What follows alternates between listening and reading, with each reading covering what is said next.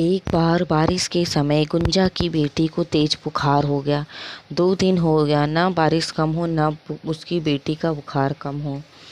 गुंजा मजदूरी करती थी। बारिश के कारण सब जगह काम भी बंद हो चुका था।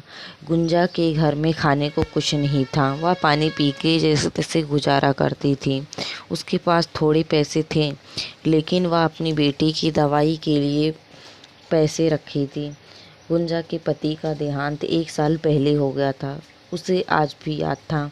उसके पति घर की खराब स्थिति के कारण दिल्ली जाना चाहते थे कमाने के लिए, पर गुंजा को यह ठीक नहीं लगा और उसने अपने पति को बहुत मना किया। उसके बाद भी उसका पति दिल्ली चला गया और वहाँ से पैसे कमाने लगा और गुंजा को भेजने लगा, जिससे गुंजा की स्थिति जल्दी ही ठीक हो गई थी। एक दिन उसको खबर आई कि उसके पति का एक्सीडेंट हो गया। वह यह खबर सुनकर तुरंत ही अपनी बेटी के साथ दिल्ली चली गई, लेकिन उसकी बदकिस्मती वह पति के अंतिम दर्शन भी ना कर पाई। उसके पास गांव जाने के पैसे नहीं थे, इसीलिए वह दिल्ली में ही मजदूरी करने लगी और वहीं रह गई।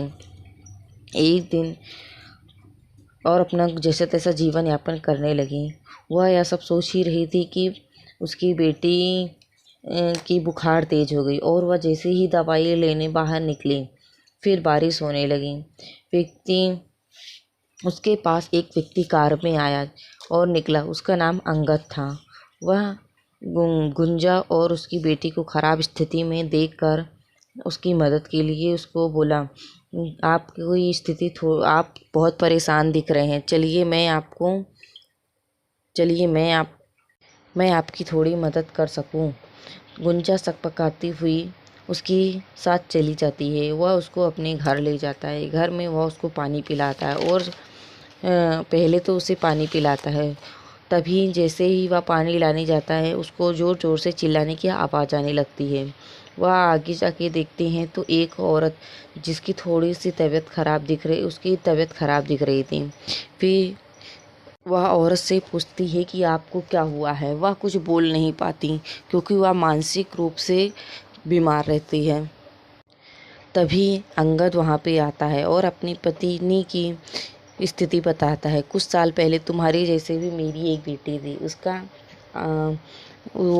उसकी मौत हो गई, जिसके बाद से मेरी पत्नी ना बोल सकती है, बाकी उसकी मानसिक हालत भी ख़राब है। तब वह सहम से बोलता है कि कृपया आप मुझे अपनी बेटी दे दो तो शायद मेरी बीवी की तबीयत ख़राब हो जाए। इतने में उस गुंजा कुछ सोचती, उसे लगा उसकी बेटी को अच्छी खुशियाँ मिलेगी यहाँ पे शायद।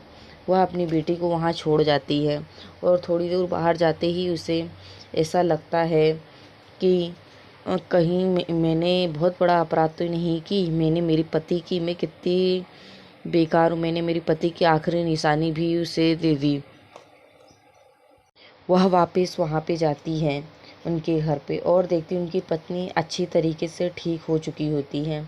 तब अंगद बोलता है, अभी तुम्हारी बेटी को आए कुछ समय भी नहीं हुई और मेरी पत्नी की अच्छी तबीयत हो गई है। तब वह अपने बेटे को ले जाने की मांग करती है। अंगद का मन नहीं होता है बेटी को भेजने को। वह बोलता है, मेरे पास ऐसा उपाय है जिससे तुम भी खुश रहो और हम भी। तुम यहीं पे रह जाओ अपनी बेटी के साथ, जिससे तुम तुम्हारी बेटी से भी मिल सकोगी और मेरी पत्नी की भी तबीयत अच्छी हो जाएगी तुम्हारी बेटी को देख के। खराब स्थिति में देखकर अपने घर ले जाने को कहा, पर वह सकपकाती हुई उसके अंगद की गाड़ी में बैठती है और जैसे ही उसके घर पे जाती है, वह उसको पानी पिलाने के लिए बोलता है। वह पानी लेने जाता है कि अचानक उसे चिल्लाने की ज़ोर आवाज़ आती। वह जैसे ही आगे बढ़ती तो देखती है एक औरत पास में खड़ी है, ना कुछ बोल सकती थी ना कुछ हिल डुल सकती थी। तब थोड़ी देर में अंगद आके बोलता है, यह मेरी पत्नी है, इसकी दिमाग की हालत ठीक नहीं है, वह बोल भी नहीं सकती है। फिर बताता है, तुम्हारी तरह मेरी भी एक बेटी थी जिसका कुछ समय पहले देहांत हो गया और इसी वजह से मेरी पत्नी की याददाश्त भी चली गई और वह कुछ बोल भी नहीं सकती है। अगर तुम बुरा ना मानो तो अपनी बेटी को मुझे दे दो, इससे तुम्हें बहुत सहायता मिलेगी। तुम अकेली अपना जीवन यापन कर लोगी, बेटी को लेके कहाँ कहाँ जाओगी। इसके बाद वह अपनी बेटी को छोड़ के जैसे ही जाती है, उसे ऐसा लगता है उसने अपने पति की आखिरी निशानी खो दी। वह वापस अंगद के पास जाती है और अपनी बेटी को मांगने की बात कहती है। अंगद घबरा जाता है कि उसकी बीबी अभी अभी तो ठीक हुई है। वह बोलता है कि तुम भी यहीं पे रह जाओ, इससे तुम्हारी बेटी भी तुम्हारे पास रहेगी और मेरी पत्नी भी ठीक हो जाएगी।